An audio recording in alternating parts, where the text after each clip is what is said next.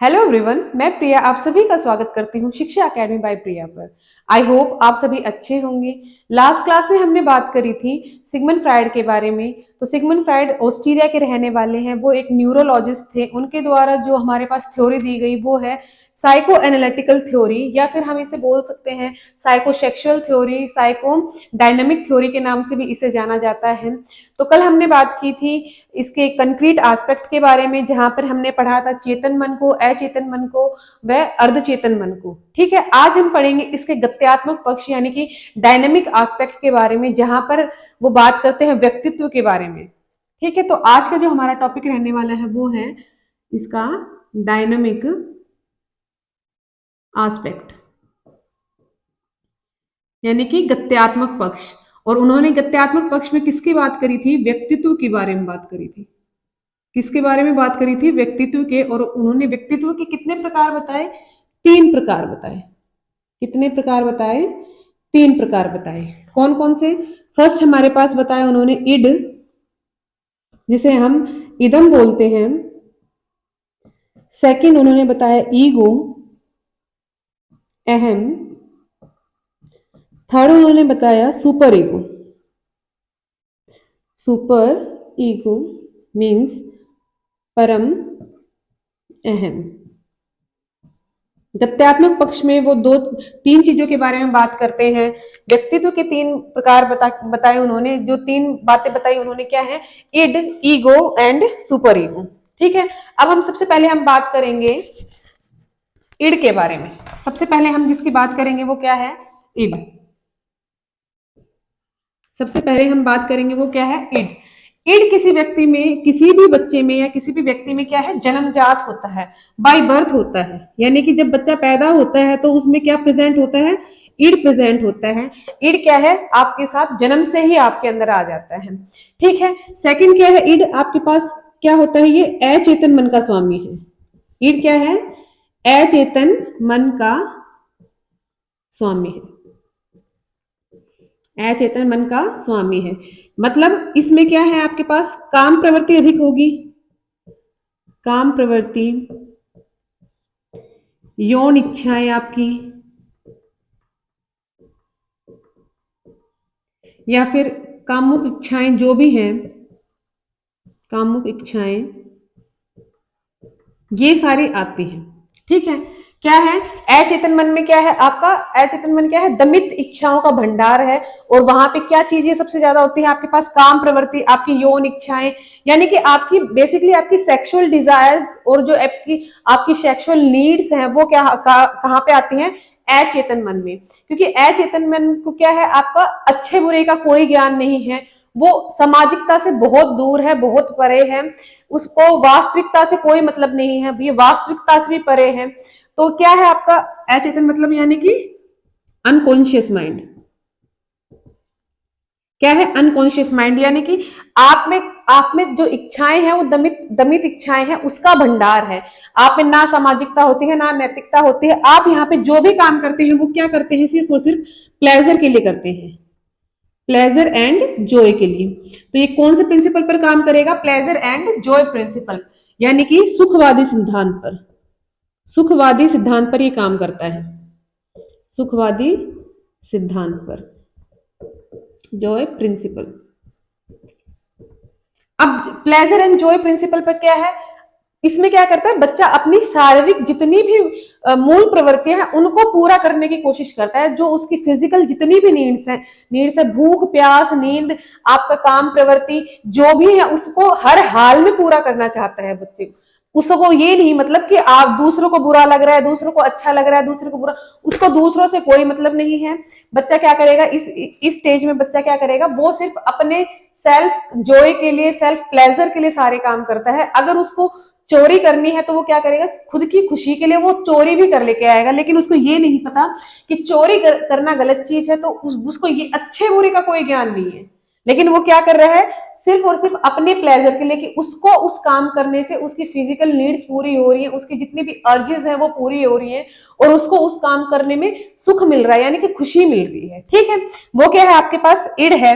यानी कि इड क्या है आपके पास, मनुष्य के रूप में दैत्य प्रेजेंट है, राक्षस प्रेजेंट है। इसमें क्या होता है, दैत्य प्रवृत्ति होती है, या फिर हम इसे क्या बोल सकते हैं, पशुत्व प्रवृत्ति होती है, पशुत्व या फिर दैत्य दैत्य प्रवृत्ति।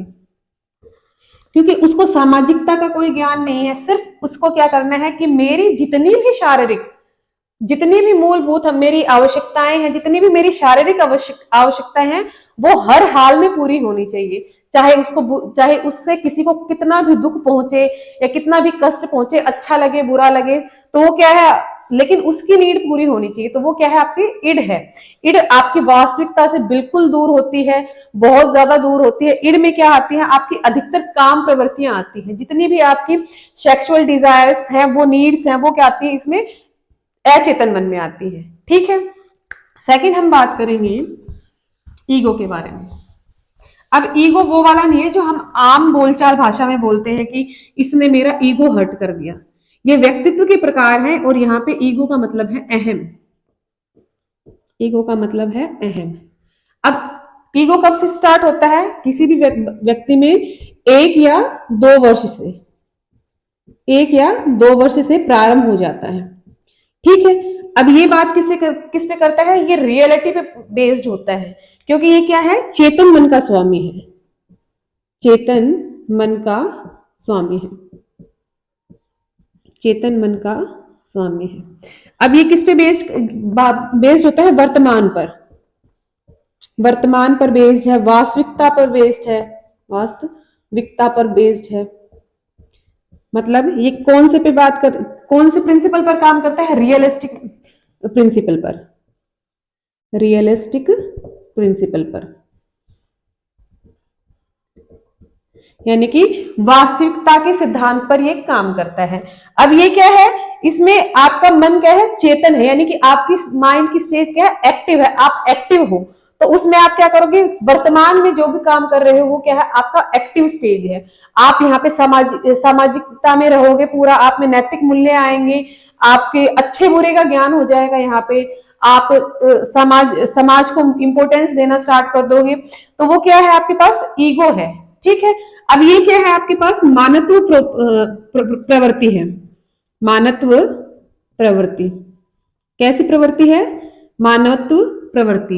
अब ये ना तो ज्यादा सुखवादी सिद्धांत पर काम करता है कि हर काम मैं अपने सुख के लिए ही करूं, ना तो ये ज्यादा सुखवादी सिद्धांत पर काम करेगा, और ना ही ये ज्यादा आदर्शवादी सिद्धांत पर काम करेगा। यानी कि ये क्या करेगा, इड और सुपर ईगो का बैलेंस बनाकर चलता है।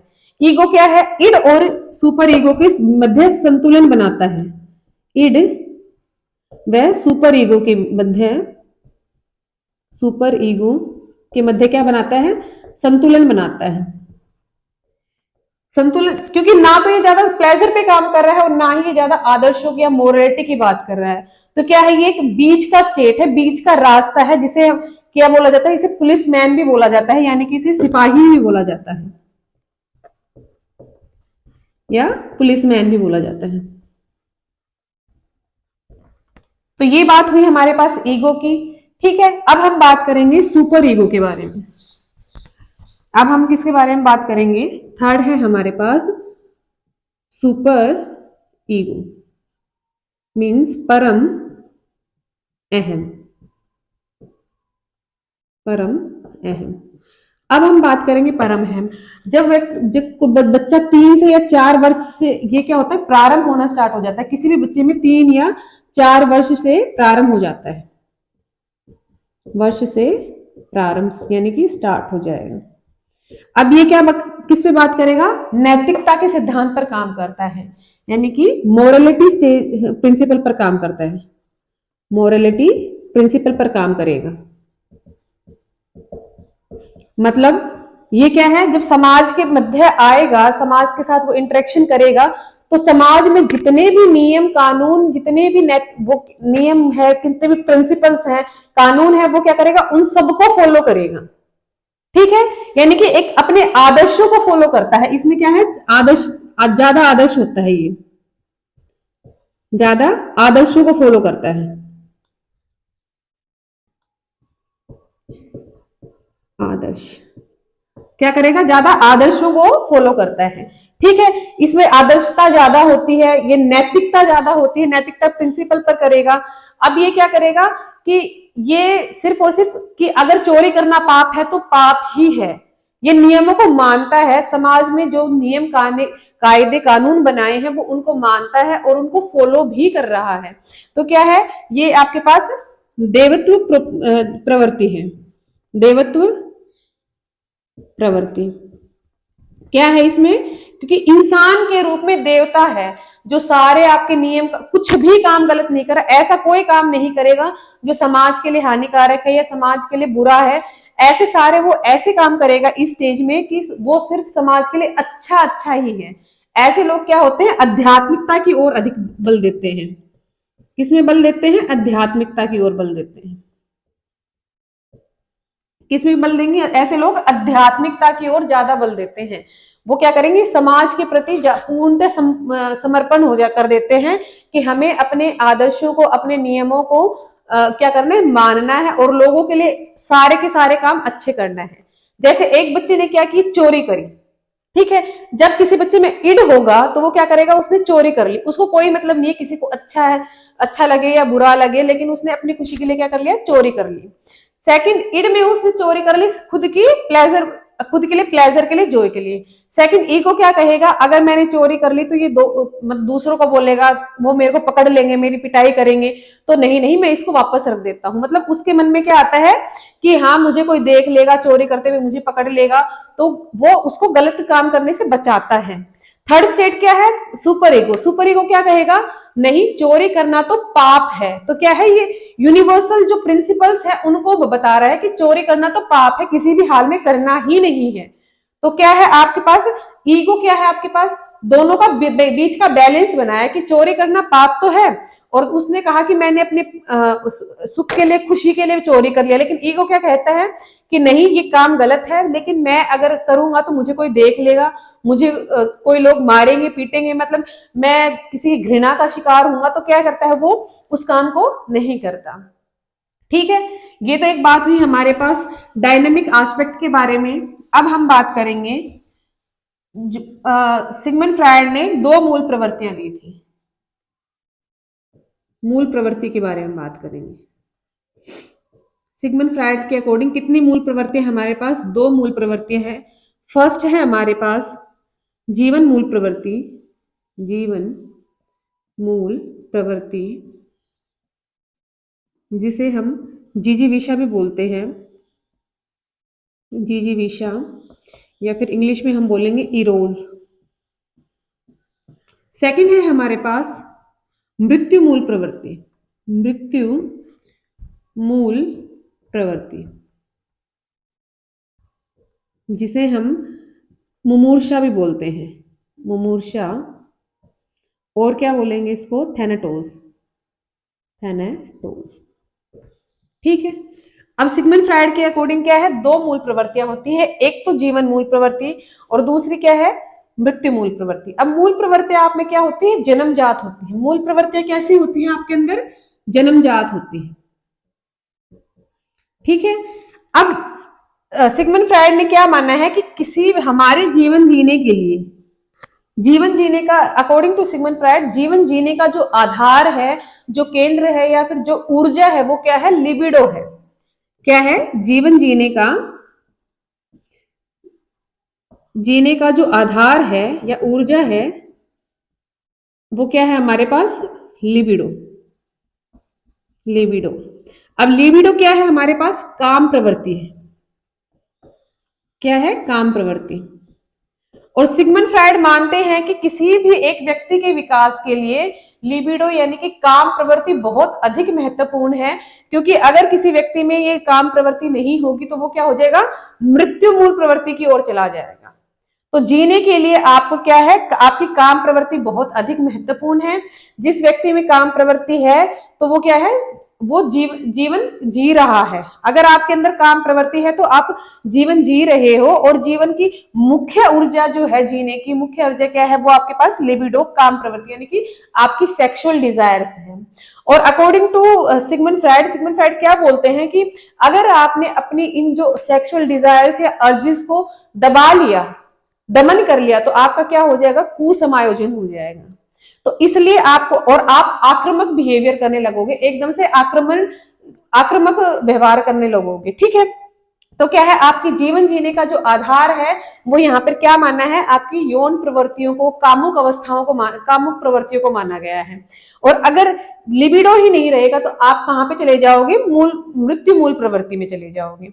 तो मृत्यु मूल प्रवृत्ति क्या है, लिबिडो का समाप्त होना ही क्या है, समाप्त होना क्या है, आपके पास मृत्यु मूल प्रवृत्ति है। जब तक आप में काम प्रवृत्ति जीवित है, जिंदा है, आप में काम प्रवृत्ति है, तब तक आप क्या है, आप जीवन जी रहे हो। जैसे जैसे आपके अंदर लिबिडो समाप्त होता जा रहा है, वैसे वैसे कहां जा रहे हो, आप मृत्यु की ओर अग्रसर हो रहे हो, ठीक है। इन्होंने दो चीज बताई थी अपनी मूल प्रवृत्ति, एक जीवन मूल प्रवृत्ति, एक मृत्यु मूल प्रवृत्ति, और इसका आधार उन्होंने क्या माना है, जीवन जीने का, लिबिडो को, यानी कि आपकी, यानी कि जो भी आपकी जो भी आपकी यौन जरूरतें हैं, जो काम प्रवृत्ति है, उसको उसको उन्होंने बहुत ज्यादा इंपॉर्टेंस दिया है एक व्यक्ति के विकास में। और अगर आपने इसका दमन कर लिया तो आप क्या हो जाओगे, कुसमायोजित हो जाओगे।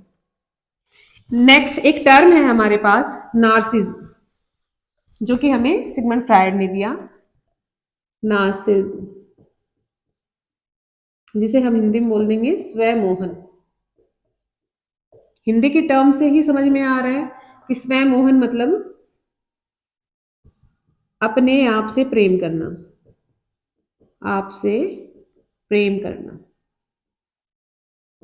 या फिर स्वयं पर मोहित होना, स्वयं पर मोहित होना।